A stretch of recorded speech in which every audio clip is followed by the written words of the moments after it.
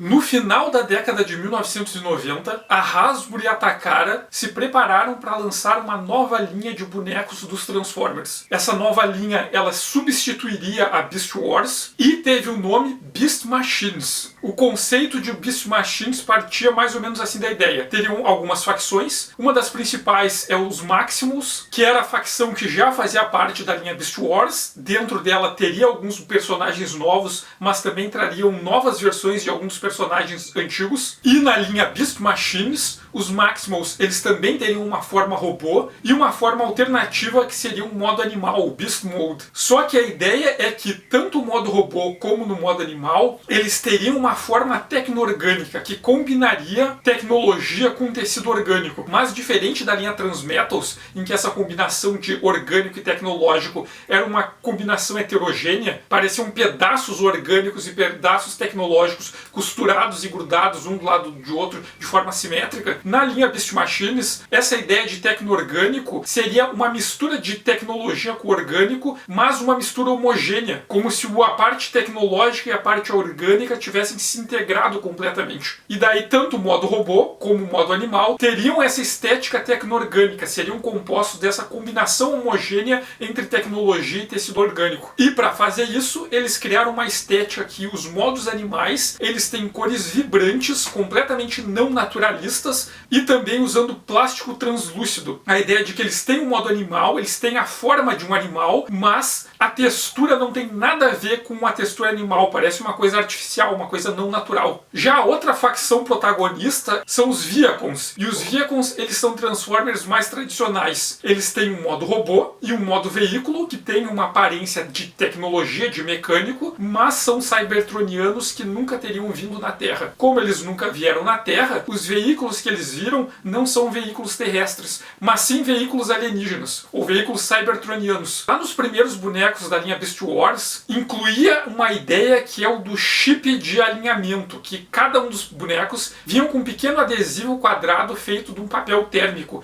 que aparentemente ali era escuro, mas se tu pressionasse ali com o dedo e esquentasse um pouquinho, aparecia um símbolo ali que podia ser dos Maximus ou dos Predacons. A ideia é de que a criança compra o boneco sem saber de que lado ele tá, esquenta ali o adesivo e descobriria de qual facção ele pertencia. Mas na época que a sublinha Transmetals 2 foi lançada, como a série de animação Beast Wars já tinha trabalhado com a ideia da centelha, da alma de cada um dos cybertronianos, que se manifestava ali como uma esfera luminosa, os bonecos da sublinha Transmetals 2, eles incluíam em algum lugar do corpo deles, geralmente tinha uma tampinha que tu abria, e dentro tinha uma esfera de acrílico colorida, para representar a centelha do personagem, e dentro dessa esfera de acrílico colorida, dava para ver lá gravado o símbolo dos Maximals e dos Predacons. Nessa linha Beast Machines, os bonecos eles também incluíam alguns de forma exposta e outros de forma escondida dentro do boneco, que era preciso abrir uma tampa para encontrar. Essa esfera de acrílico que representa a centelha do personagem, que tinha gravado dentro dela ou o brasão dos Maximals ou o brasão dos Viacons. E a Hasbro e a Takara pretendiam lançar essa nova linha, e para divulgar a linha, eles resolveram fazer a mesma coisa que eles tinham feito com a linha Beast Wars. Eles procuraram o estúdio Mainframe, que tinha desenvolvido a animação Beast Wars, que eu já fiz um vídeo aqui no canal, e recomendo que quem ainda não viu dê uma assistida no vídeo de Beast Wars antes de ver esse vídeo aqui, inclusive. Assim, o estúdio Mainframe, com o suporte da Hasbro,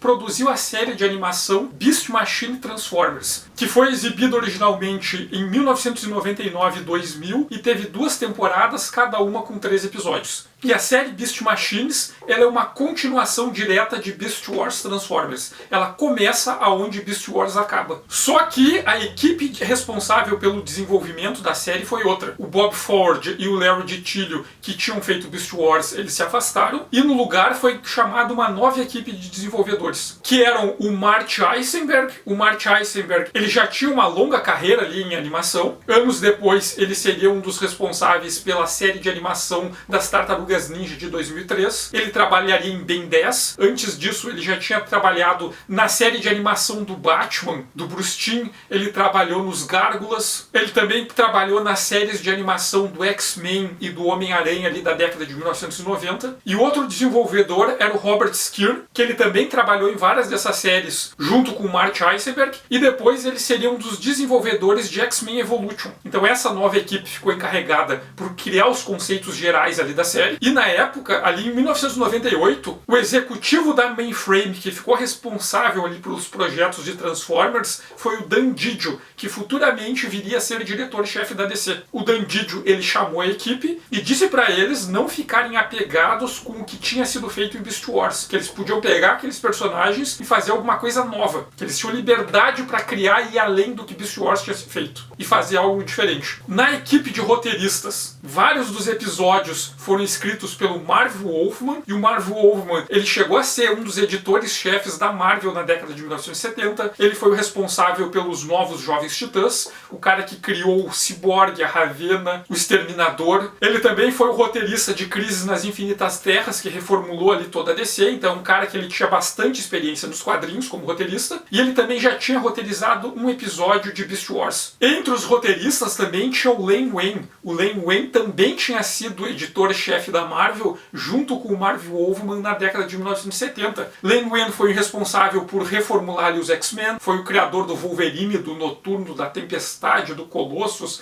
Na DC ele foi o criador do Monstro do Pântano, então tinha uma equipe ali que tinha bastante experiência fazendo roteiros de quadrinhos. E o Marv Wolfman, inclusive, além da experiência deles com quadrinhos, ele tinha roteirizado 2 episódios da série original dos Transformers da década de 1980, que são os 2 episódios em que o Optimus retorna depois do filme. Então tinha ali uma equipe bastante experiente de roteiristas. Bom, pra falar da trama de Beast Machines, eu tenho que dar um pequeno spoiler do final de Beast Wars. Então se vocês não querem saber, assistam Beast Wars antes de vir aqui, mas é uma coisinha leve, que é o seguinte: Beast Wars termina com os Maximals sobreviventes voltando para Cybertron com o Megatron capturado. A trama de Beast Machines dá continuidade a isso, mas tem uma pequena elipse que faz parte ali da estrutura narrativa. A série começa com o Optimus Primal, Rat Trap, Cheetor e Black Arachnia em Cybertron. E eles estão correndo, sendo perseguidos por um exército cybertroniano, e eles não sabem por quê, eles não lembram como eles foram parar ali. Eles só lembram, como o espectador que assistiu a série anterior, que eles estavam voltando para Cybertron e simplesmente tem um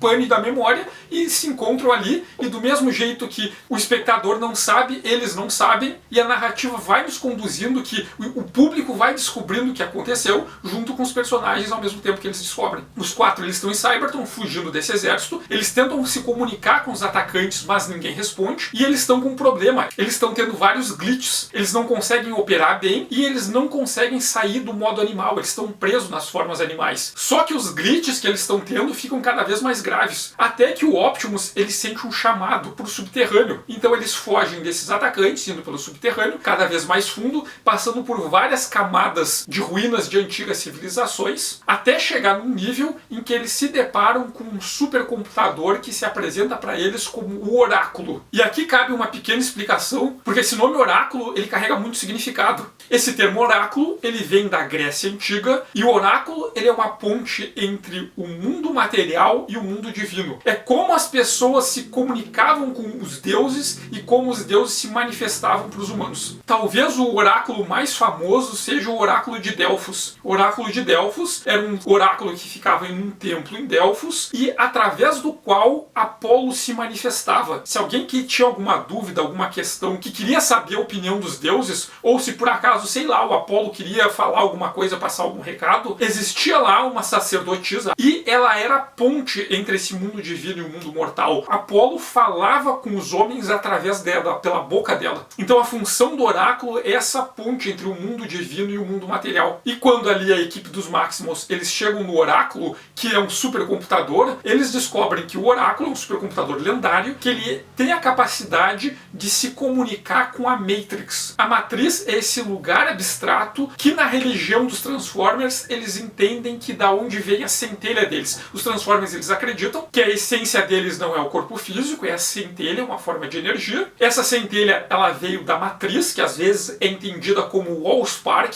o grande Spark, né, a grande centelha, de onde todas as centelhas surgem, e quando um cybertroniano morre, a centelha volta a se integrar ao Allspark, ela volta para a Matriz para fazer parte desse todo. Então a ideia de que eles são individuais, mas eles são individuais nessa vida momentânea, e na morte eles se tornam de novo todos um só. Então a religião dos Transformers ela tem alguns elementos que são análogos à ideia do budismo. Aquilo de que a individualidade é uma ilusão, que tudo é uma coisa só. Nós estamos talvez fragmentados nesse momento aqui em que nós estamos vivos, mas o nosso destino é voltar a integrar o todo. Que para os Transformers, esse todo é o Allspark, é a matriz. E o oráculo, ele tem a capacidade de manifestar a vontade da matriz. Se para os gregos antigos os deuses falavam através de uma sacerdotisa, por cybertronianos, essas formas de vida robô, sencientes com sentimentos, os deuses se comunicam através de um supercomputador, algo completamente coerente nesse contexto. Só que como o oráculo de Delfos, como os oráculos da Grécia Antiga, o oráculo supercomputador, as ideias que ele tenta transmitir, a vontade da matriz é algo tão grande que não cabe na linguagem e na mente, e ele se manifesta por parábolas e por enigmas. Então o Optimus, ele entra em contato com o oráculo faz um download de um aplicativo dele para o Optimus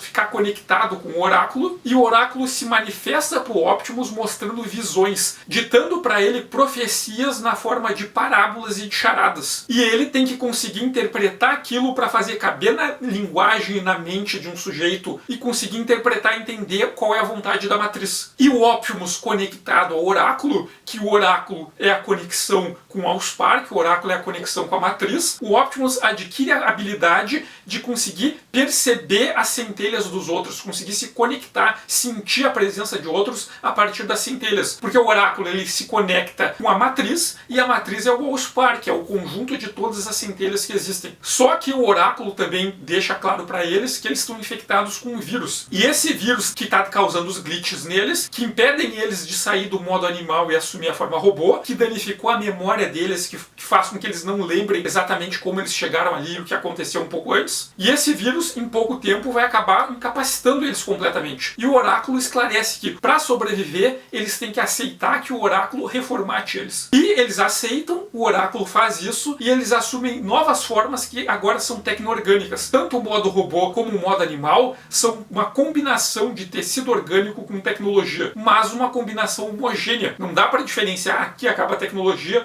e aqui começa o tecido biológico. Os novos corpos deles, o tecnológico e o orgânico, eles se integram completamente, viraram uma coisa só, que não pode mais ser separada. E nessas novas formas, eles são imunes ao vírus. E explorando o Cybertron, eles descobrem que o planeta está vazio. A população do planeta simplesmente desapareceu. Eles não encontram nenhum outro cybertroniano igual a eles, mas eles encontram esse exército de robôs, que são os Viacons, e eles são robôs que eles não têm centelha, eles não têm alma, eles não têm consciência, eles não têm sentimentos. Eles são simplesmente máquinas que obedecem a comandos, e os comandos que eles estão obedecendo é de perseguir e exterminar eles. Então o Beast Machines, ele parte dessa premissa. Os Maximus conseguiram voltar para casa, mas eles chegam no mundo deles, e o mundo deles foi completamente modificado, foi completamente reinventado de um jeito em que não tem mais lugar para eles. Até que eles descobrem que os comandos que os Via conseguem vêm da cidadela do Conselho dos Anciões. Só que chegando lá, eles descobrem que o Conselho de Anciões desapareceu, e quem está no lugar do Conselho comandando tudo é o Megatron. Então a grande premissa de Beast Machines Transformers é o que acontece se um sujeito como o Megatron, aquele sujeito que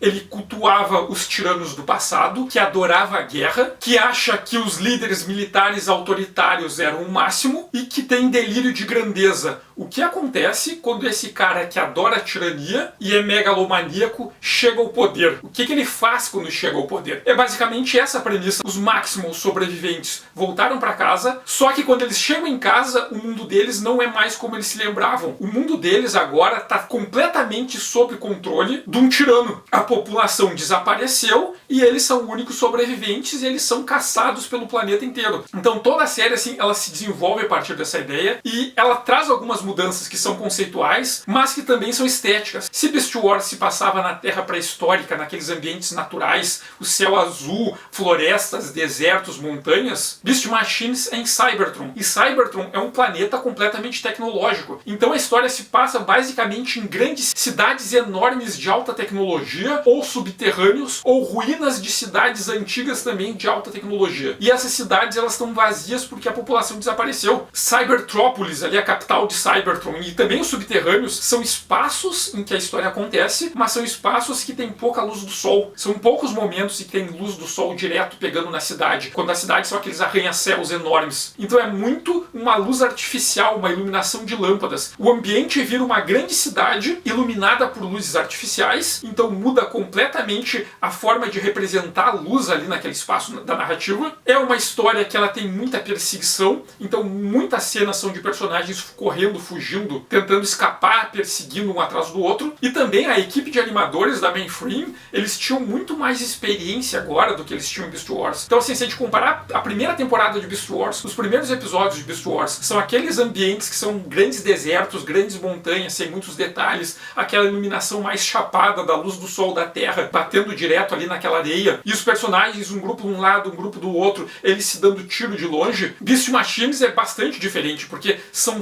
ambientes urbanos, são estradas, cidades, prédios. As batalhas, elas são muito menos dois grupos atirando um no outro, e são muito mais perseguições, correrias, grupos de personagens indo atrás dos outros, tentando despistar, voando em volta de prédios, entrando em túneis. E a direção da série, ela vai se aproveitar muito disso, vai ter uma fotografia muito mais elaborada de movimentação de câmera, de iluminação com essas luzes artificiais, muitas representações de sombras. As texturas dos modelos dos personagens são muito mais elaboradas. Beast Wars é tudo mais limpo, texturas mais lisas e homogêneas, e Beast Machine, os personagens têm muito mais detalhes nas texturas. A gente olha o globo ocular deles mexendo e tem detalhes ali que marcam circunferências no globo, como se fosse o equivalente a pequenas veias de um olho humano. Tecnicamente, a série é muito mais elaborada que Beast Wars, em questão de direção, em questão de fotografia, de composição da imagem, de usar planos de imagens em movimento, a trilha sonora também. Então, nas questões técnicas, é muito mais elaborado do que era Beast Wars, principalmente mais do que era a primeira temporada de Beast Wars. E a recepção do público de Beast Machines na época foi bastante dividida. Teve parte das pessoas que assistiam Beast Wars que adoraram Beast Machines justamente por pegar Beast Wars e aprimorar muita coisa que estava ali, mas teve muita gente que rejeitou a série na época. E depois, a recepção da série, muito também por causa do contexto ali da internet, tiveram muitas pessoas que redescobriram e viram ali várias qualidades na série, mas também tiveram um grupo de pessoas que não reviram, não voltaram na série, tinham aquela lembrança de ter visto na época, lá em 99, 2000, e começaram a repetir que a série era ruim e criaram um mito na internet de que a série era pior do que Beast Wars, de que a série era ruim e outras coisas assim, mas sem nunca revisitar e olhar nela. E assim, a maior parte das críticas que se vê a Beast Machines é porque os personagens estão diferentes, o contexto está diferente. É porque ela não mostra a mesma coisa que Beast Wars mostrava. Mas justamente o conceito da série, que o Dan Didio disse pro Marty Eisenberg e pro Robert Skir fazerem, era não se prender com Beast Wars, era pegar aqueles personagens e levar eles para outro lugar para desenvolver eles de outra forma, independente daquilo, em outro contexto. E eu entendo que no começo possa dar um efeito de rejeição em relação ao que fizeram com os personagens, mas que se tu acompanhar aquele desenvolvimento dos personagens, são na maioria desenvolvimentos muito bem construídos, muito bem elaborados. Porque o que o Skir e o Eisenberg e a equipe de roteiristas faz aqui em Beast Machines é pegar os personagens de Beast Wars e colocar eles em um outro lugar em que eles não estão acostumados, levar eles até o limite, fazer vários deles se quebrarem e terem que se reconstruir, e quando eles se reconstroem, eles voltam a ser quem eles eram antes, mas eles voltam a ser versões melhores do que eles eram antes. Então tem todo esse arco de anabase e catabase, da decadência, da quebra, da ruína do personagem,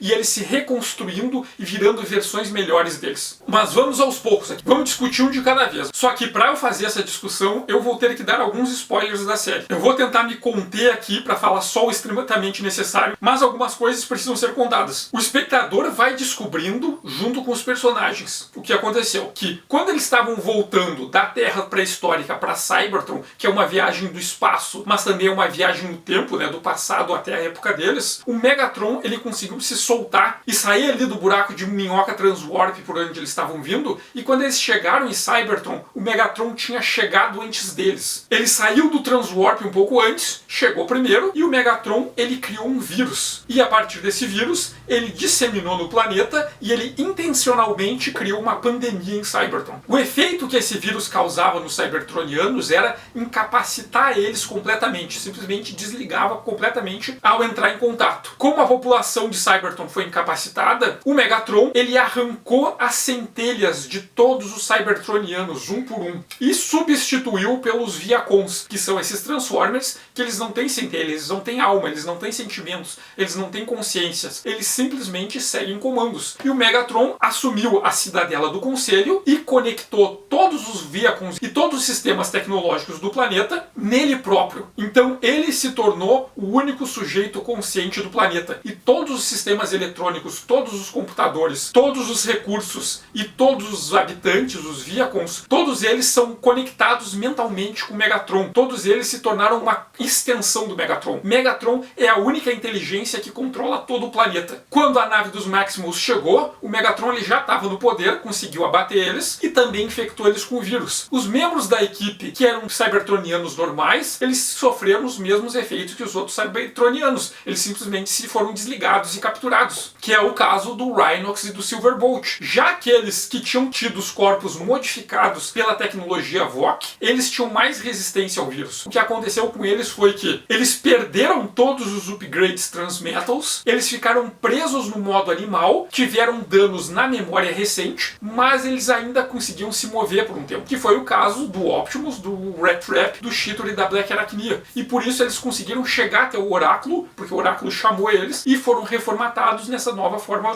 tecno-orgânica que é imune ao vírus. Então eles estão nesse mundo em que o mundo deles não tem mais individualidade, só existe o Megatron. O Megatron é a consciência suprema de tudo. E o Megatron agora quer eliminar eles, porque eles são os únicos resquícios de individualidade que sobreviveu no planeta. E o Megatron quer se livrar deles para o Megatron se tornar absoluto, ele ser o planeta. O Megatron quer se tornar Cybertron. E os corpos dos Maximals que foram reformatados pelo Oráculo, que viraram esses corpos tecno-orgânicos que misturam de maneira harmônica tecnologia e biologia, eles não se comportam mais como os corpos antigos deles antes da formatação. Primeiro que eles não podem se regenerar nas câmaras de regeneração. Em Beast Wars, quando eles sofreram algum dano, eles colocavam um personagem lá dentro da câmara de regeneração que fazia os reparos necessários. Agora essas câmaras não funcionam mais com os corpos novos deles. Essa mistura de tecnologia com orgânico, os corpos orgânicos de animais se regeneram sozinhos. E eles têm no corpo deles nanotecnologia que acelera o processo de regeneração.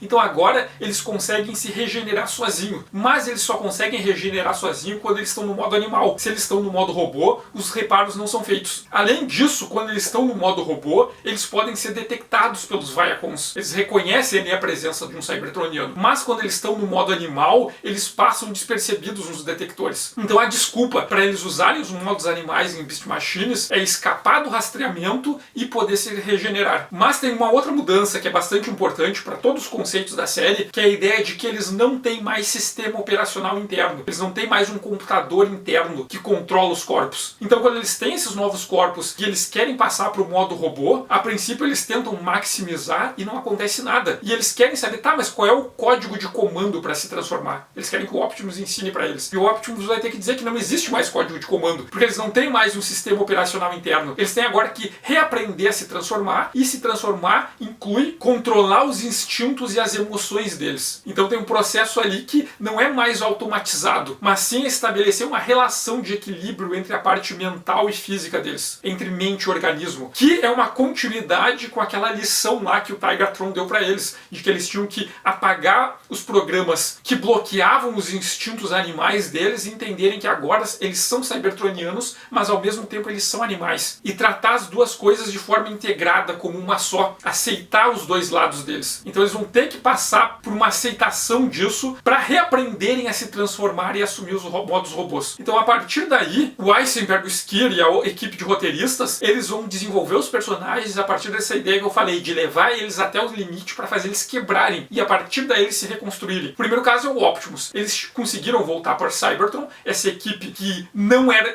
de militares, eles eram cientistas exploradores que foram colocados numa guerra que eles não queriam estar, mas eles conseguiram sobreviver. O Optimus conseguiu fazer com que a maior parte da equipe dele sobrevivesse e trouxe eles de volta para casa, só que ao mesmo tempo ele trouxe o Megatron junto. E o Megatron chegou em Cybertron, ele cometeu um genocídio que exterminou a população inteira de Cybertron. Então o Optimus, ele começa a se sentir extremamente culpado, porque foi ele que levou o Megatron de volta. Se ele não tivesse levado o Megatron de volta, os Cybertronianos ainda estariam vivos. A civilização deles ainda estaria viva. Então o Optimus, ele vai entrar numa questão de culpa. Ele vai se sentir culpado por ter provocado o genocídio do próprio povo. E essa culpa vai começar a pressionar e esmigalhar ele, e ele vai quebrando. Ele é um sobrevivente de guerra que entrou em desespero porque ele se considera culpado pela morte de todo o povo dele. E para ele não quebrar, o que ele vai fazer é encontrar esperança na religião. Ele vai entrar em contato com o oráculo vai baixar dados e se conectar com ele. Então ele vai se tornar um tipo de extensão do oráculo, ele vai receber as profecias que vêm da matriz, que vêm do Allspark, e a esperança que ele vai conseguir para se manter inteiro, para não se despedaçar, vai ser na religião, que é algo que é normal acontecer no mundo real, com pessoas, né? A pessoa num momento de grande desespero, procurar algum tipo de esperança na religião, só que ele não só vai na religião, como ele de fato recebe as profecias do oráculo. Só que tem um trabalho complicado aí, que é interpretar as profecias. Vem uma parábola, vem uma imagem, uma adivinhação, e ele a partir daí tem que tentar entender o que a matriz está tentando dizer para ele. Só que às vezes o Optimus vai acabar se perdendo. O Megatron, ele tá querendo transformar Cybertron num paraíso tecnológico, que ele chama. Ele quer expurgar tudo que é diferente, inclusive tudo que é orgânico. Ele considera os Maximus que estão ali como um tipo de peste, uma infestação, uma doença que está contaminando a Cybertron perfeita e pura dele. O Optimus vai passar a acreditar que ele tem um tipo de missão divina, que eles não foram parar na Terra pré-histórica por acaso, que a matriz queria que eles fossem para a Terra, era o destino deles ir para a Terra, porque quando eles voltaram da Terra, eles trouxeram nos corpos dele o DNA biológico. O destino deles era ir participar daquela guerra para quando eles voltassem para o mundo deles, trazer de volta a vida orgânica, porque ele acredita que as profecias que o oráculo está passando para ele são que a vontade da matriz é que eles restaurem a vida orgânica em Cybertron. Porque uma coisa que eles descobrem é que em algum momento antes da Grande Guerra, antes dos Autobots e dos Decepticons, houve vida orgânica em Cybertron. E a missão divina que ele recebeu é fazer essa vida orgânica voltar, é destruir esse aparato tecnológico do Megatron e fazer a vida biológica voltar a existir em Cybertron. Então ele acha que ele recebeu uma missão divina. Então o Optimus,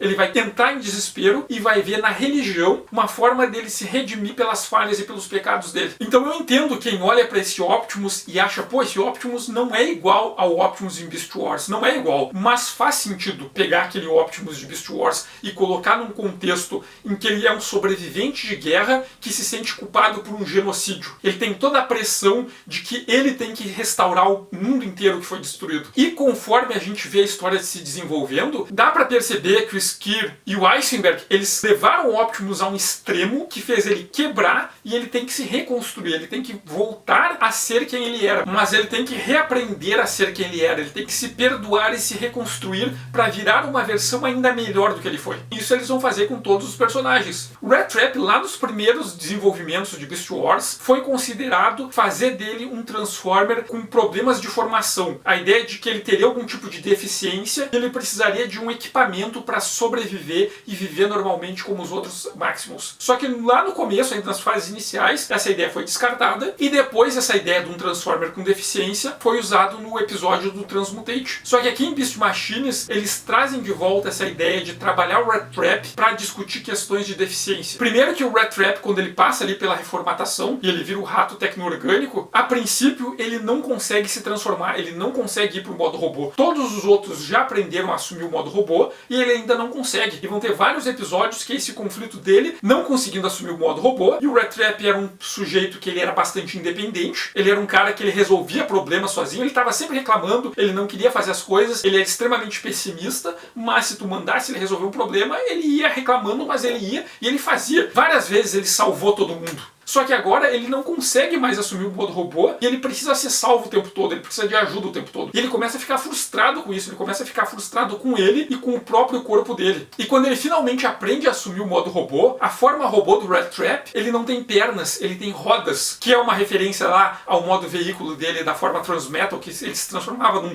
rato-carro, mas também é uma representação de deficiência. Ele continua não conseguindo acessar certas coisas, ele não consegue fazer certas coisas coisas, ele precisa de ajuda, então ele tá com aquela angústia de que o corpo dele é ruim, que o corpo dele é defeituoso. Então o Rat Trap é usado para fazer uma analogia para uma pessoa com deficiência, mas mais especificamente para um cadeirante. O Rat Trap, ele agora anda com rodas, e tem algumas cenas de alguns episódios, inclusive que ele se move como um cadeirante, ele segura as rodas e vai girando assim. Então o Rat Trap vai ser todo usado para trabalhar esses temas da deficiência, de ele, que era um cara completamente pleno, independente e confiante, agora o corpo dele passa por essa modificação, que ele acha que ele não tem mais controle, que ele não pode mais fazer as coisas que ele fazia antes, que ele depende dos outros, ele começa a se sentir mal, ele começa a se sentir inferior, e daí vai ter todo o arco dele redescobrindo que, apesar de ele ter limitações, tem coisas específicas em que ele é muito bom, em que ele é melhor do que todo mundo, em que só ele pode fazer. Então o arco de desenvolvimento do Rat Trap ao longo da série é dele sendo, de novo, quebrado, o corpo dele passando por uma modificação que dá pra ele várias limitações, ele se sentindo inútil, ele sentindo que o corpo dele é horrível, que ele não tem mais valor pro grupo, e ele tendo que reaprender que, apesar daquelas limitações que ele sofreu, ele ainda tem talentos, ele ainda tem habilidades, tem coisas que só ele pode fazer. E ele tendo que recuperar a confiança dele pra ele entender que ele ainda é um sujeito com valor, que ele ainda é importante para aquele grupo. Daí o Cheetor. O Cheetor em Beast Wars era o mais jovem ali da tripulação, era aquele sujeito que ele estava tentando se provar, ele sempre achava que não respeitavam ele, que não davam valor para ele, por ele ser mais jovem, e ele estava sempre desafiando as ordens, fazendo coisas muito arriscadas para tentar merecer algum tipo de respeito, porque ele achava que ele não tinha. Então ele era aquele jovem prudente que estava sempre desafiando a autoridade para se provar, só que daí ele chega nesse contexto em que eles voltam para Cybertron, a equipe deles, o Optimus, que é o líder, ele tá agora com um sentimento de culpa enorme nas costas, e ele se voltou para a religião, só que às vezes ele se deixa levar demais pelas profecias, às vezes ele tá tão obcecado em trazer de volta a vida orgânica, em restaurar a população cybertroniana que foi desaparecida, que ele para de julgar as coisas de forma racional, de forma lógica. Tem momentos em que eles não podem seguir o Optimus, porque o Optimus ele não consegue mais avaliar bem todas as situações por causa da culpa. Daí o segundo em comando da Exlon, que era o Rat Trap tá em outra crise, porque o Rat Trap perdeu a mobilidade dele, perdeu a confiança nele próprio e precisa reaprender a acreditar nele próprio. Daí a Black Arachnia, ela é uma personagem que ela tem uma personalidade que é bastante individualista, ela não é alguém que pensa a longo prazo na lógica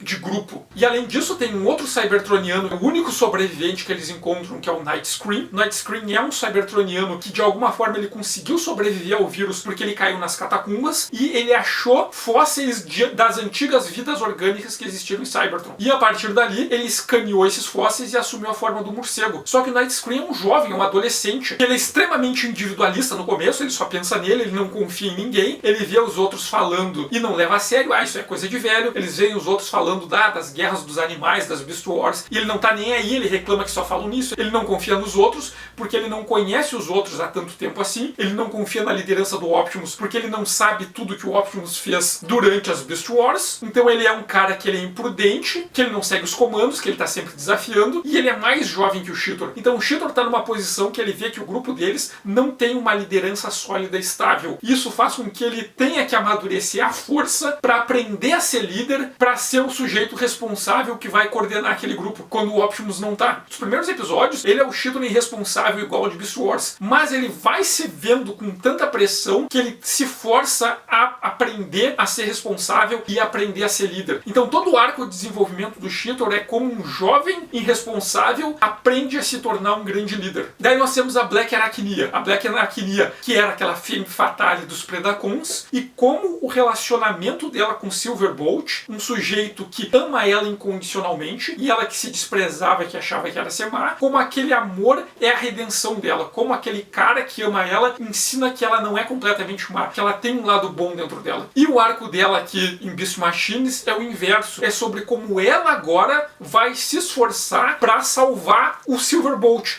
O Silverbolt é um sujeito que, quando eles acham o Silverbolt está completamente quebrado. O Megatron abusou dele física e mentalmente. Destruiu ele completamente. O Silverbolt, que era aquele cara heróico, otimista, que acreditava na bondade, na lealdade, na honra, que era o herói idealizado do romantismo, ele foi tão abusado, manipulado e quebrado pelo Megatron que ele perdeu tudo isso. Ele virou um sujeito amargurado. Ele acha que o mundo deles agora é um mundo em que não tem mais lugar pro amor. É um lugar em que as pessoas bondosas talvez não consigam sobreviver. Então ele virou aquele cara amargurado e agora eles invertem os papéis. Se o Silverbolt ajuda a Black Arachnia a passar pela redenção dela em Beast Wars, aqui eles trocam os papéis. É a Black Arachnia que vai ajudar o Silverbolt até a redenção dele. Se em Beast Wars ela foi resgatada por um cavaleiro de armadura reluzente, em Beast Machines é a vez dela resgatar ele. E daí nós temos o Megatron. E o desenvolvimento do Megatron tem tudo a ver com o personagem. Ele era aquele cara megalomaníaco que acreditava que era destinado à grandeza, que cultuava o antigo Megatron, que cultuava a tirania, que acreditava que o mundo deveria ser controlado por aquele que tinha mais poder. E a série vai tratar de o que acontece se um sujeito desses chega ao poder. E a resposta é bem óbvia. O que acontece é fascismo. Um dos temas centrais de Beast Machines é o que acontece quando um mundo se torna totalitário, quando um sujeito totalitarista chega ao poder, que é o que o Megatron vai fazer. O Megatron aqui, ele vai criar esse vírus, ele vai criar essa pandemia intencionalmente que vai contaminar toda a população. Quando a população está incapacitada, ele vai capturar esses sujeitos e vai extrair as centelhas dele, vai arrancar as almas de todo o povo dele, de toda a espécie dele, vai substituir por esses Viacons, que são esses Transformers, que eles não têm consciência, eles não têm alma, eles não têm vontade, eles simplesmente obedecem o que o Megatron quer, eles fazem o que o Megatron quer. Então a ideia do Megatron de perfeição é um mundo em que a vontade dele é absoluta, tem a vontade dele e todas as pessoas que existem simplesmente obedecem à vontade dele, simplesmente fazem o que ele quer sem questionar. Ele quer uma Cybertron, que é uma utopia tecnológica, mas essa utopia tecnológica para ele só existe se a consciência dele, se a vontade dele for a única, se tudo obedecer a ele sem questionar. E ele vai desprezar os Maximals, porque ele vai considerar que os Maximals que vieram da Terra trouxeram uma impureza. O orgânico para ele é uma impureza, é uma doença, é algo que contamina e que tem que ser exterminado, porque ele acredita na pureza. Os sujeitos que merecem viver são aqueles que são puramente tecnológicos. Todos que tiverem matéria orgânica são inferiores, contaminam o mundo e merecem ser exterminados. Então é um sujeito militarista que ele domina o mundo à força, que ele não tolera vontades diferentes dele, ele não tolera ser questionado, ter outras opiniões, ter algum tipo de diversidade. A única coisa que pode existir é a vontade dele, é o que ele quer, é o que ele sabe, é o que ele sente. E tudo que discorda, tudo que pensa diferente, tudo que é uma variante ao padrão mainstream que ele estabeleceu, isso é inferior, isso é impuro e deve ser exterminado. Então todos os Transformers que estão em matéria orgânica são formas de vida inferior e merecem morrer, na lógica dele. Que é claramente um sistema político militarizado baseado em lógicas de pureza racial, que o Megatron vai dizer. Os Transformers puramente tecno-orgânicos são puros e merecem existir. Os Maximals que vieram da Terra, que tem uma forma animal, eles chamam eles de mestiços, de vira-latas. Então o Megatron ele vai criar uma sociedade que é totalitária, tem ali todos os elementos da ideia totalitária. A intolerância com tudo que é diferente, um modelo de sociedade que é militarizado, que extermina tudo que é diferente, que extermina aqueles que são mestiços, que não tolera diversidade, opiniões, ideias e contradições, e que entende que o puro, a perfeição, é a hegemonia de uma ideia só, de uma vontade só, é todo mundo ser igual, todo mundo ser uma extensão do sujeito que está no poder. Então faz muito sentido que aquele cara que cultuava a tirania, o militarismo e as guerras, quando esse cara vai pro poder, ele se torna um líder totalitário. O Megatron transforma a Cybertron numa Cybertron fascista. E a alegoria pro fascismo em Beast Machines é muito, muito descarada. Tem um episódio em que os Maximals chegam numa fábrica. E essa grande fábrica, na verdade, é uma fábrica que era toda construída para arrancar centelhas dos Cybertronianos. Ela matava toda a população de forma automática e sistematizada. E quando eles estão diante da fábrica, eles veem pilhas e pilhas de milhares de cadáveres de Cybertronianos. Aquele monte de corpos empilhados em caçambas, em valas, totalmente jogadas ali a céu aberto, como se fossem nada, como se fossem lixo. O Megatron levou os Cybertronianos para um campo de extermínio, matou eles numa fábrica que exterminava eles de forma automatizada e simplesmente largava as carcaças ali em valas a céu aberto. E quando eles ficam horrorizados com aquilo, o Night Screen diz, mas essa aqui não é nenhuma das maiores. Tem várias fábricas iguais essas e várias delas são muito maiores, com pilhas de cadáveres muito maiores. É muito clara a alegoria para os campos de extermínio. A Cybertron do Megatron, ele era a única consciência. Os Viacons são Transformers que simplesmente obedecem, que nunca questionam, que não têm vontade própria. E ele vivia ali só com o Diagnostic Drone, que é um pequeno robozinho que não tem centelha, que é uma inteligência artificial artificial que ele criou para servir ele. Então ele é um sujeito que ele era tudo e ele tinha uma inteligência artificial que também não questionava, que servia para adorar ele, para ele ter alguém para mostrar aquele poder que ele tinha. E tem um momento da série que ele percebe que os Viacons são burros, eles não conseguem capturar os Maximals. E o Diagnóstico Drone fala para ele, ó, o que falta neles é iniciativa, é vontade própria. Então o Megatron, ele usa 3 centelhas que ele seleciona para criar 3 generais para comandar os Viacons. Só que esses generais que ele tem, ele usa eles para comandar o exército deles, mas obviamente quando os Maximals estiverem destruídos, esses generais vão ter suas centelhas arrancadas de novo, porque ele só quer usar a individualidade deles. Ele pega sujeitos e diz, não, tu é importante para mim, mas tu é importante para mim enquanto eu te uso para perseguir teu próprio povo. Depois que tu me ajudar a exterminar teu próprio povo, essa ilusão que tu tem de parecer importante por ser um subalterno do líder, isso é ilusão, tu também vai ser exterminado. Tem uma parte que os Maximals tentam acessar os terminais de informação e eles descobrem que não tem informação nenhuma ali. Todos os sistemas computadorizados de informações não existem mais. Daí eles vão no arquivo central ali da capital de Cybertron. E no arquivo central eles descobrem que todos os registros históricos foram apagados. E o Megatron fala com orgulho que ele apagou mais de 4 milhões de anos da história de Cybertron que tinha registrada. Ele acabou com a história. Ele negou completamente acesso ao passado. Porque ele fala que a única história que importa é a dele, é Cybertron a partir dele. É a história que ele vai contar. Então tem todo um negacionismo histórico, que é algo muito típico de modelos totalitários e autoritários. Negar acesso ao passado, para as pessoas não entenderem o que aconteceu, não entenderem como a sociedade chegou àquele ponto, e não entenderem que é possível outras formas de sociedade. Apagar a história é um sistema usado em sociedades totalitárias e autoritárias para aquele mundo continuar com aquele regime, para não se mudar, para as pessoas não saberem que existem alternativas, não saber como aqueles sujeitos que estão no poder chegaram ao poder. E o Megatron tem orgulho de dizer que ele apagou a história. Tem um momento em que os Maximals, eles conseguem se comunicar com o Tankor. O Tankor é um dos generais que o Megatron cria para perseguir os Maximals, em que ele usa uma centelha para dar personalidade, individualidade, para ele ser capaz de tomar decisões. Só que o Tankor é meio burro, mas tem um momento em que o Optimus ele consegue se comunicar com o Tankor e mostrar, olha só, o Megatron ele tá te usando. Tu para ele é só uma ferramenta. As recompensas que ele te prometeu, ele não vai te dar. Ele tá te usando para tu atacar o teu próprio povo, e quando tu tiver exterminado o teu próprio povo, essas regalias que tu ganhou, tu vai perder todas e tu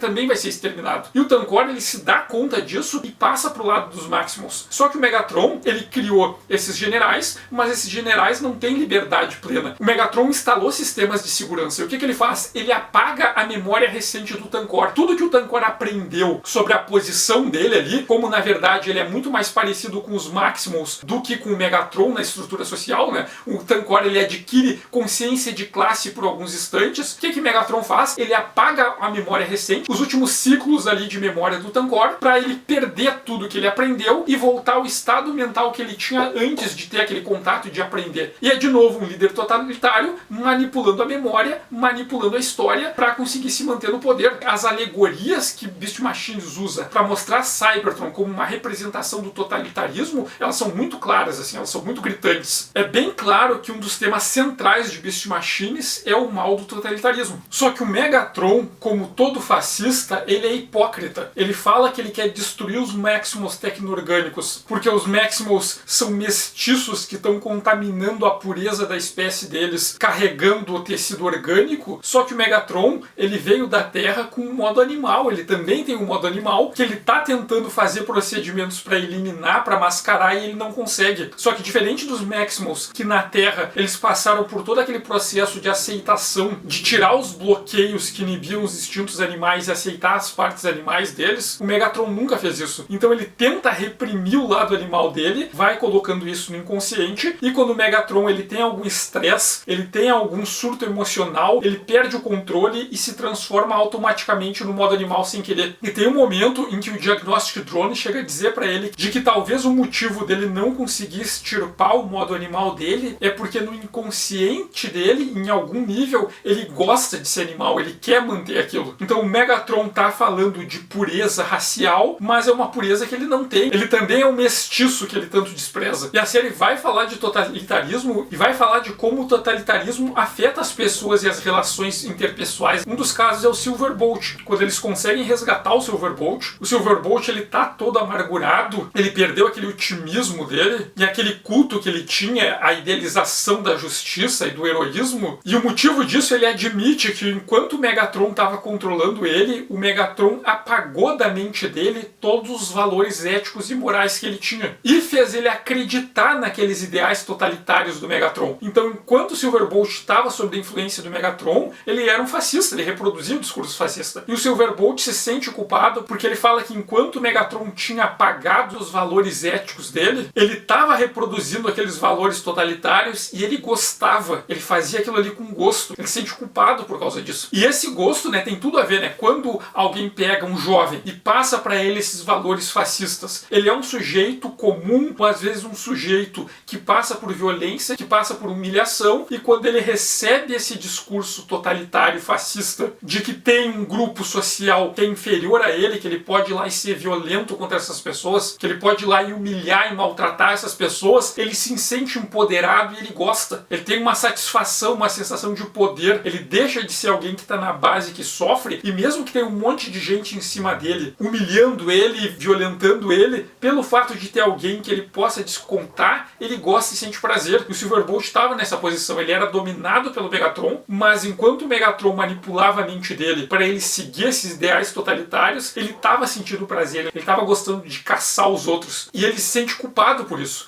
Só que daí tem um outro caso que é o do Rhinox. Muita gente não gosta do que foi feito no Rhinox aqui, mas tem sentido, é coerente, né? Se nós voltarmos lá em Beast Wars, tem um episódio que o Megatron tá muito frustrado porque todos os subordinados dele são ruins, assim, não servem pra nada, se a gente parar pra pensar. Os subordinados do Megatron que são leais, o Scorponok, o Waspinator e o Inferno, eles são burros. E os subordinados do Megatron que são inteligentes, que é o Tarantulas e a Black Arachnia, eles são completamente desleais. E daí tem o Terrorsaur, que é desleal e também é burro ao mesmo tempo. E daí o Megatron olha pro Rhinox, e o Rhinox é um cara inteligente, competente, que sempre dá conta de fazer tudo ali, e ele pensa, cara, eu quero esse cara pra mim. E daí tem esse episódio em que ele sequestra o Rhinox e reprograma o Rhinox pra ele virar um Predacon. E o Cheetor e o Rat Trap, eles ficam afobados que eles têm que resgatar o Rhinox. E o Optimus fica, não, calma, que nessa aí eu acho que o Megatron deu um passo maior que a perna. O que acontece? O Rhinox, aquele cara que é inteligente, que é competente, que é muito forte, tem muito poder de fogo, mas que ele não gosta de conflito. Quando o Megatron altera ele para ele ser um Predacon, e os Predacons eles são competitivos, eles disputam entre eles, eles sempre querem mais poder, o Rhinox ele vira um Predacon. Só que o problema é que ele vira um cara competitivo, ganancioso, que quer poder, só que ele é muito inteligente, ele é muito competente, então ele consegue manipular todo mundo e ele quase derruba o Megatron e assume o comando dos Predacons. E daí quando o Megatron percebe que o cara é bom demais para ele conseguir controlar, ele nunca vai se submeter a ele, que ele se desfaz do Rhinox e eles conseguem resgatar ele. Então o Rhinox é aquele cara que, se ele fosse mal, ele seria um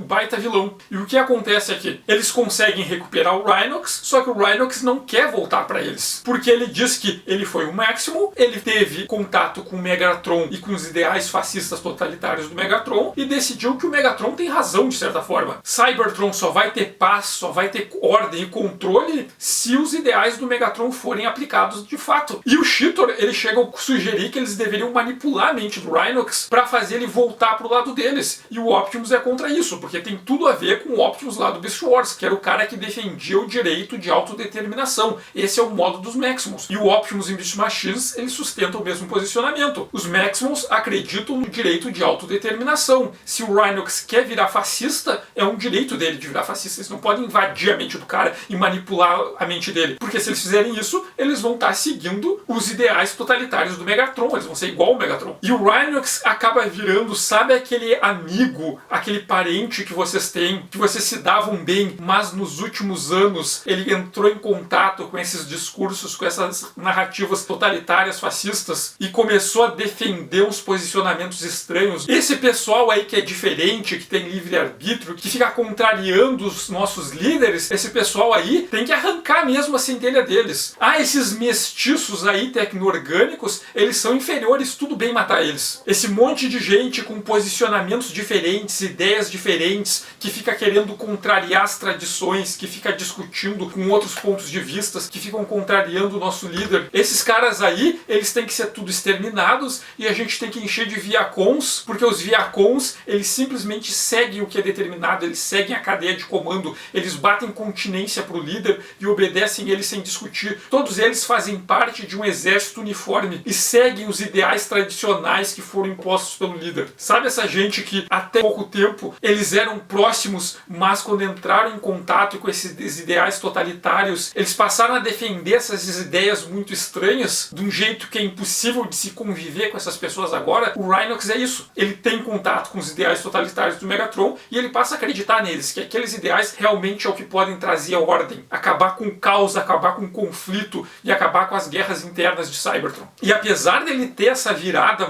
que pode parecer muito estranha pro Rhinox bonzinho e tranquilo lá do Beast Wars, aquele episódio de Beast Wars em que ele é reprogramado como Predacon e ele vira um vilão terrível, pois então o Rhinox aqui de Beast Machine é esse Rhinox. É ele usando todo o potencial dele, só aqui do lado dos totalitários. E mais pro final da primeira temporada, o Rhinox acaba sendo uma das grandes ameaças. E ao mesmo tempo eles resgatam vários elementos que são lá da série de animação original de 1984. Na série de 84, se fala no Vector Sigma, que é um supercomputador que foi criado ali pelo Primus. O Primus é o criador dos Transformers, é meio que uma lenda do deus criador deles. E ele teria criado o Vector Sigma, que é um supercomputador que fica no núcleo de Cybertron e ele coordena todos os processos tecnológicos ali do planeta. E o Rhinox, ele conhece a lenda e ele consegue perceber que o Oráculo é uma extensão do Vector Sigma. E através do Oráculo, ele consegue acessar a chave de Vector Sigma. A chave do Vector Sigma também é um elemento lá da série animada de 1984. É uma relíquia que tem a capacidade de transformar matéria orgânica em metal. E o Rhinox, ele vai acessar isso e ele vai entregar a chave de Vector Sigma pro Megatron, mas ele sabe que o Megatron gostaria de usar a chave de Vector Sigma, mas ele não teria coragem, porque o Megatron vai lembrar que ele também é orgânico e talvez a chave de Vector Sigma também afete ele, porque ele ainda tem um modo animal. Só que o Rhinox, ele vai manipular a programação do Oráculo para enviar falsas profecias pro Optimus. Ou seja, o Optimus, que é aquele cara que recebe as profecias do Oráculo, e o Oráculo é a ponte entre a divindade dos Transformers e o mundo material dos Transformers. Então tem ali as profecias que são a vontade da matriz, só que o Rhinox vai se colocar no meio e ele vai distorcer as profecias para manipular o discurso religioso e fazer o Optimus fazer o que ele quer. Ele vai convencer o Optimus que a vontade da matriz é destruir toda a tecnologia de Cybertron e transformar Cybertron num planeta completamente orgânico. Só que ele ali naquela posição de intermediar a profecia e o sujeito religioso, ele vai distorcer a profecia para o religioso não seguir os ensinamentos religiosos, mas sim a distorção que ele criou da narrativa religiosa para que o religioso siga as diretrizes totalitárias políticas dele e não de fato as ideias originais da religião, que é uma coisa que acontece muito. Esses sujeitos que eles vinculam um ideal político, às vezes completamente absurdo, que está muito relacionado à manutenção de poder de um grupo social específico, eles pegam um trecho da Bíblia ou de qualquer outra religião e constroem uma interpretação daquilo que não tem nada a ver com o contexto original, mas sim tem a ver com o projeto ideológico deles e empurra isso para os fiéis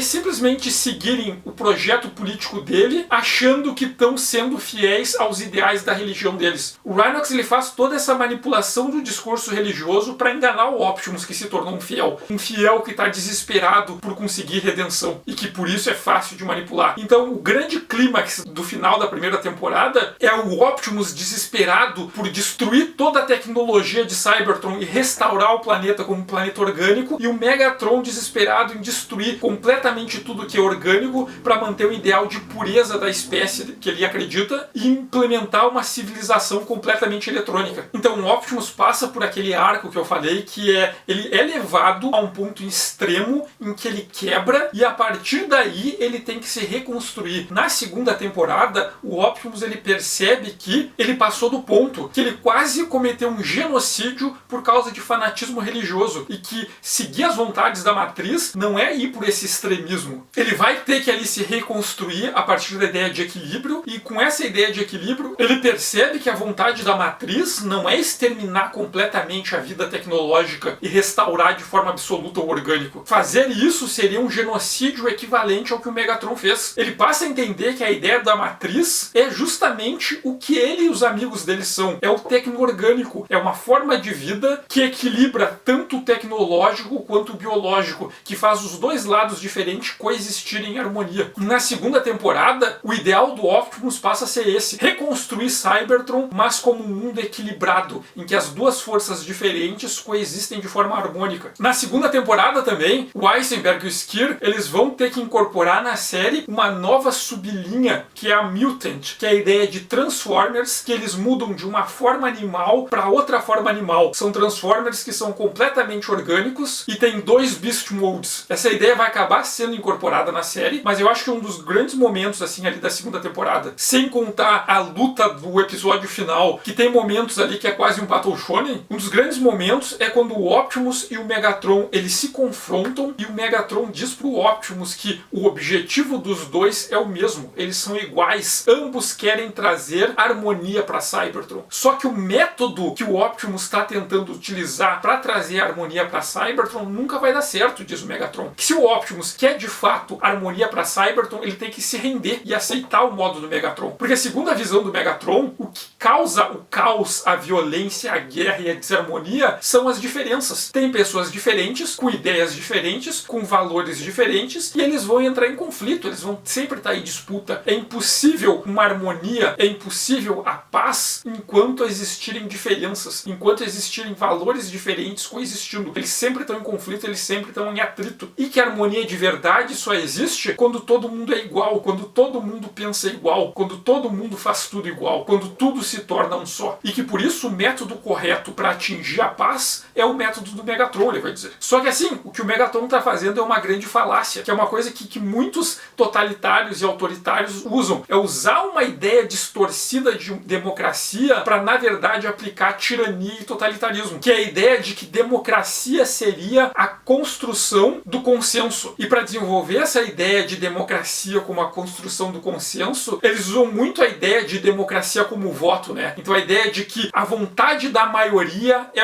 a democracia, a vontade da maioria é o justo. Então se a maioria decidir por tal coisa, então essa coisa é absoluta, ela tem que ser aplicada de forma completa porque isso é democracia. Só que não é bem assim. Se, por exemplo, se tem um grupo minoritário e a maioria decide que aquele grupo não tem direitos, isso seria democracia? Se a maioria decide que a religião de um grupo menor deve ser banida, se a maioria decide que um sujeito deve ser morto, isso é justiça? Isso é democracia? Então essa ideia de democracia como a construção do consenso, a democracia como um método que pega um monte de pessoas que são diferentes e transforma elas em iguais, força elas a serem iguais, pegam o valor da maioria e obrigam a minoria a se adaptar a esses valores da maioria para ser iguais à maioria, serem integrados, serem assimilados de forma homogênica e virarem um só e todos serem iguais. Isso aí é a falácia. Uma sociedade em que a maioria pode obrigar a minoria a fazer qualquer coisa que eles querem é uma sociedade em que o mais forte pode obrigar o mais fraco a fazer qualquer coisa. É uma sociedade em que quem tem mais poder pode suprimir, reprimir e controlar todo mundo que é diferente. Isso não é democracia. Democracia não é a construção do consenso. Democracia é a aceitação do dissenso. Democracia é as pessoas diferentes se reunir e entender que, pô, fulano é diferente de mim, mas tudo bem ele ser diferente. Tudo bem os diferentes coexistirem. Eu tenho uma religião e fulano tem a religião dele. Então o que é o democrático? É eu, no meu espaço, poder praticar minha religião e o fulano, no espaço dele, poder praticar a religião dele. Ninguém precisa obrigar o outro a ter sua religião. Eu não quero fazer uma coisa, então eu vou fazer uma lei que proíbe todo mundo de fazer. Não. Se eu não quero fazer uma coisa, eu tenho que ter o direito de não fazer e a pessoa que quer tem que ter o direito de fazer, desde que não cause mal para terceiros. Então a democracia não é a construção do consenso. Democracia não é um mecanismo que faz todo mundo ser igual, pensar igual, se comportar igual, criar uma forma homogênea. Democracia é aceitar o dissenso, é aceitar que as coisas diferentes, os sujeitos diferentes